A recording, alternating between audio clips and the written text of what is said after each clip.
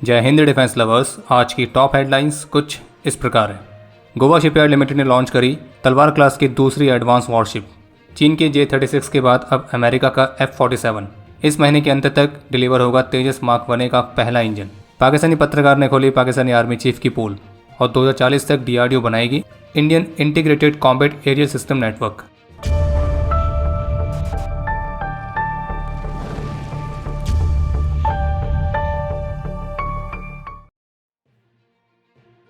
आज 22 मार्च 2025 को गोवा में प्रोजेक्ट 1135.6 के तहत बनाई गई दूसरी फ्रिगेट को भी गोवा शिपयार्ड लिमिटेड ने लॉन्च कर दिया है और इस फ्रिगेट का नाम रखा गया है तवस्य, जो कि महाभारत काल के एक महान योद्धा भीम की गदा से प्रेरित है।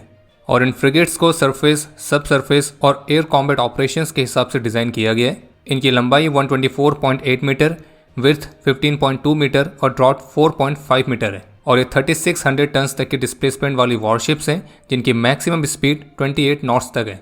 और इससे पहले GSL ने इसी प्रोजेक्ट 1135.6 के तहत जो फ्रिगेट बनाई थी उसका नाम था त्रिपुट, जिसे 24 जुलाई 2024 को लॉन्च किया गया था और उसकी डिलीवरी जून 2026 तक होनी है।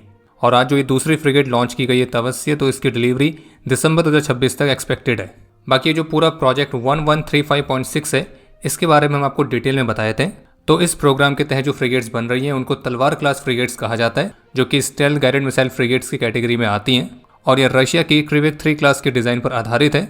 और इस प्रोग्राम के तहत कुछ वॉरशिप्स रशियन शिपयार्ड्स में बनी हैं और जबकि अन्य सभी भारत में स्वदेशी तौर पर टेक्नोलॉजी ट्रांसफर एग्रीमेंट के तहत। और इस प्रोग्राम के तहत इंडियन नेवी को अभी तक मल्टीपल बैचेस में ये वॉरशिप्स डिलीवर की गई हैं। जैसे कि जो पहला बैच था जिसमें INS तलवार, INS त्रिशूल और INS ताबर थी, तो उन्हें 2003 से 2004 के बीच में डिलीवर किया गया था और ये तीनों वॉरशिप्स रशिया में बनाई गई थी। फिर इसके बाद जो दूसरा बैच आया उसमें INS तेग, INS तरकश और INS त्रिकण शामिल हैं और इन्हें भी रशिया में ही बनाया गया था और इनकी डिलीवरी 2012 से 2013 के बीच में की गई। और इस वाले बैच से इनमें इस्तेमाल होने वाली रशियन ओरिजिन की क्लब एंड सिस्टम्स को ब्रह्मोस मिसाइल से रिप्लेस किया गया था। फिर इसके बाद आया बैच 3 जिसमें INS तुशील और तमाल शामिल हैं और इन दोनों फ्रिगेट्स को भी रशिया के यंत्र शिपयार्ड में बनाया गया है। इसमें से जो INS तुशील है उसे 9 दिसंबर 2024 को ऑलरेडी नेवी की सर्विस में कमीशन कर दिया गया है और जबकि तमाल को भी इसी वर्ष जून के महीने तक इंडियन नेवी की सर्विस में कमीशन किया जाना है। और फिर इसके बाद आया बैच 4 और इस बैच 4 में त्रिपुट और तवस्य शामिल हैं और इन दोनों सबमरीन्स को गोवा शिपयार्ड लिमिटेड ने भारत में बनाया है टेक्नोलॉजी ट्रांसफर के तहत। बाकी इन वॉरशिप्स को BrahMos missiles, surface to air missile systems, 100 mm की A190 naval gun, RBO 6000 rocket launchers, 533 mm के टॉर्पेडो ट्यूब्स और ऐसे अन्य एडवांस वेपन्स और सेंसर से इक्विप्ड किया गया है। और इन फ्रिगेट्स के क्रिटिकल कंपोनेंट्स जैसे कि BrahMos missile, torpedo launchers, sonar, auxiliary control systems, तो ये सारे स्वदेशी हैं। बाकी ये वॉरशिप्स एडवांस स्टेल्थ फीचर्स से इक्विप्ड हैं, ये हाई इंड्योरेंस कैपेबिलिटीज़ के साथ आती हैं और इनमें नेक्स्ट जनरेशन के कॉम्बैट सिस्टम्स हैं। और ये मल्टी रोल फ्रिगेट्स हैं जो कि नेवल वॉरफेयर के सभी स्पेक्ट्रम्स, चाहे वो एयर हो, सरफेस हो, सब सरफेस हो, उन सभी में इस्तेमाल की जा सकती है। तो जहां एक तरफ चाइना का लेटेस्ट एयरक्राफ्ट J-36 चर्चा का विषय बना हुआ था, तो अब वही चर्चा शिफ्ट हो गई है अमेरिका के लेटेस्ट F-47 फाइटर जेट पर। तो जैसे कि कल 21 मार्च 2025 को US प्रेसिडेंट डोनाल्ड ट्रंप की स्टेटमेंट से कंफर्म हो गया है कि बोइंग को US एयरफोर्स के लिए 6th जनरेशन फाइटर जेट, जिसको फिलहाल F-47 का नाम दिया गया है, तो उसको बनाने का कॉन्ट्रैक्ट मिला है जिसकी वैल्यू $20 बिलियन से ज़्यादा है।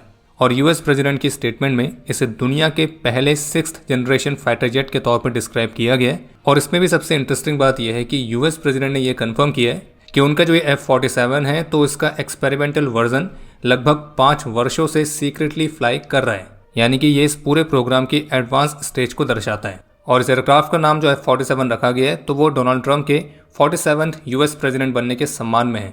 और ये जो एयरक्राफ्ट है ये US प्रेसिडेंट के इस दूसरे टर्म के एंडिंग के आसपास रोल आउट हो सकता है, यानी कि लगभग 2029।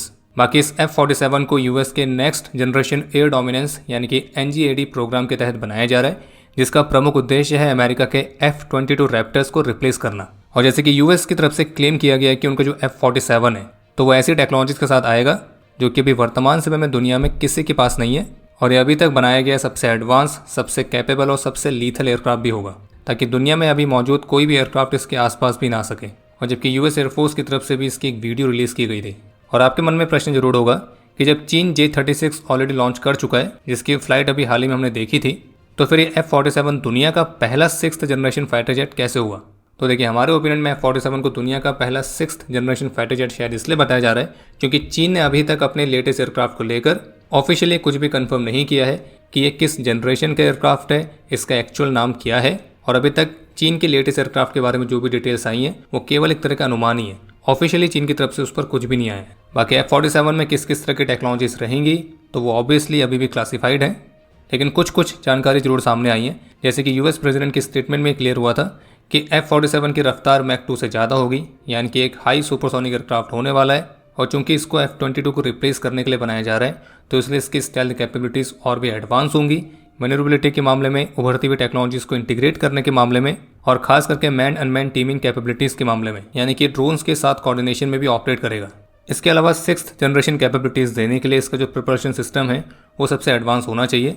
और यूएस के NGAD प्रोग्राम की डिटेल्स जो पब्लिक में है तो उसके मुताबिक F-47 में next generation adaptive propulsion programme के तहत बनाए जाने वाले प्रपल्शन सिस्टम्स को ही इस्तेमाल किया जाएगा, जो कि अमेरिका का एक ऐसा इंजन प्रोग्राम है जिसमें हाईली एफिशिएंट जेट इंजन को विकसित किया जा रहा है। और बाकी अगर आपको F-47 पर डेडिकेटेड वीडियो चाहिए तो आप हमें कमेंट करके बता सकते हैं। और बाकी इस F-47 पर आपके जो विचार है आप उसे भी कमेंट सेक्शन में शेयर जरूर करिएगा।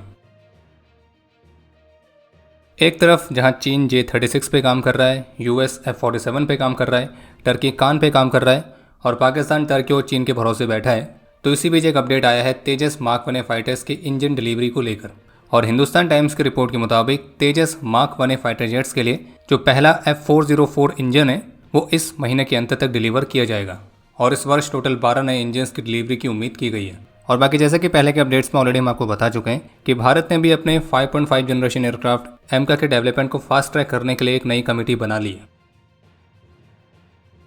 बलूचिस्तान के क्वेटा में पाकिस्तानी सिक्योरिटी फोर्सेस द्वारा लॉन्च किए गए हमले में 5 इनोसेंट बलूच सिविलियंस की जान गई है, जिनमें बच्चे भी शामिल हैं। और इस घटना के बाद रावलपिंडी में पाकिस्तानी आर्मी हेडक्वार्टर की तरफ से बलूचिस्तान के क्वेटा में इंटरनेट को शट डाउन करने के ऑर्डर्स दिए गए थे, क्योंकि पाकिस्तानी सिक्योरिटी फोर्सेस के हमलों में जो बलूच सिविलियंस की जान गई तो फिर उसके बाद कई हजार की तादाद में बलूचिस्तान के जो स्थानीय निवासी हैं तो उनके क्वेटा में पहुंचने की उम्मीद थी। और फिर उसके बाद क्वेटा में बलूचिस्तान के लोग जो विरोध प्रदर्शन कर रहे थे तो उस जगह पर पाकिस्तानी फोर्सेस ने फिर से हमला किया और इसमें भी कई सारे बलूच सिविलियंस और बच्चों की जान जाने की रिपोर्ट है। और ऐसी भी रिपोर्ट्स है कि पाकिस्तानी आर्मी के ऑर्डर्स पर जो पाकिस्तानी फोर्सेस हैं उन्होंने बलूच एक्टिविस्ट महराम बलूच को अगवा भी किया है। और फिर इसके बाद पूरे बलूचिस्तान में एक बहुत ही मैसिव प्रोटेस्ट देखने को मिला है और इंटरनेट फिलहाल अभी भी वहाँ पे बंद ही है और पाकिस्तानी आर्मी ने क्वेटा में कर्फ्यू लगाया है। और अभी कुछ ही समय पहले जो BLA के अलग अलग हमलों में पाकिस्तानी मिलिट्री को अपने सोल्जर्स की बहुत बड़ी कैजुअलिटीज़ का सामना करना पड़ा है, तो उसके बाद पाकिस्तानी आर्मी चीफ की तरफ से कुछ ऐसी स्टेटमेंट्स आई थी कि टेररिज्म के खिलाफ लड़ने के लिए पाकिस्तान को हार्ड स्टेट में कन्वर्ट करने की ज़रूरत है, क्योंकि ये पाकिस्तान के अस्तित्व की बात है।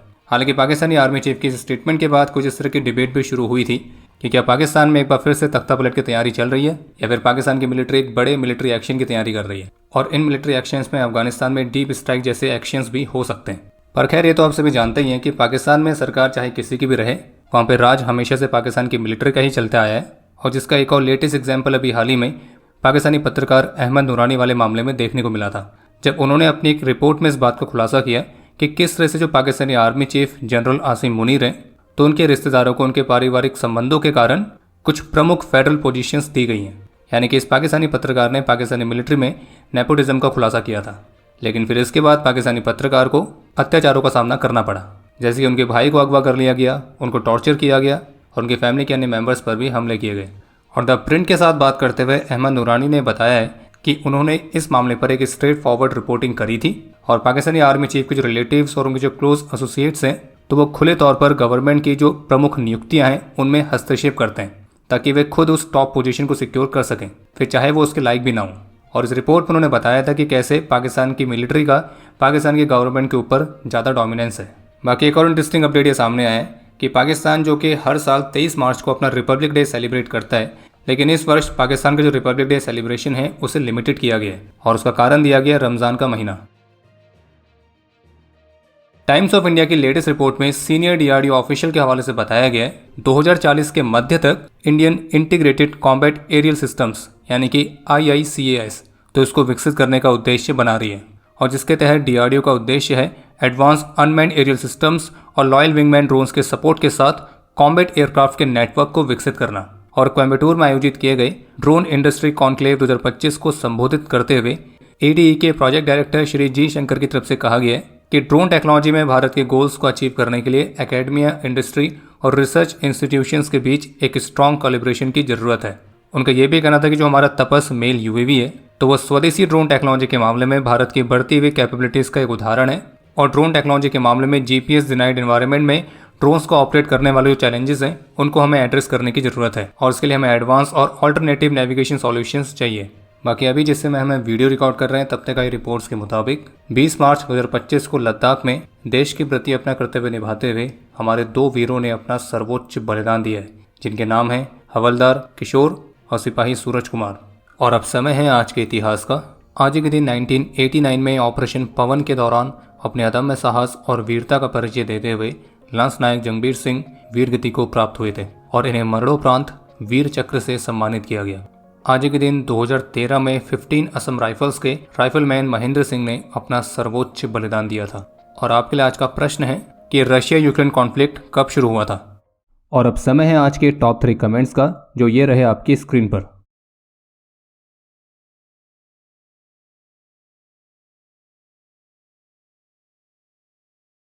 उम्मीद है आपको आज का एपिसोड पसंद आया होगा। पसंद आया तो वीडियो को लाइक करना ना भूलें। आपके कोई भी सुझाव या सवाल हो तो उसके लिए कमेंट सेक्शन ओपन है। और अगर आप डिफेंस रिलेटेड और भी एक्सक्लूसिव कंटेंट में दिलचस्पी रखते हैं तो आज ही प्ले स्टोर से डिफेंस स्क्वाड की सुपर ऐप को डाउनलोड करना ना भूलें। और अगर आप चैनल पर पहली बार आए हैं तो squadron.in पे जाके हमारे नए डिज़ाइंस को भी चेकआउट जरूर करें। बाकी जल्द मिलेंगे नए एपिसोड के साथ। तब तक के लिए जय हिंद, जय भारत।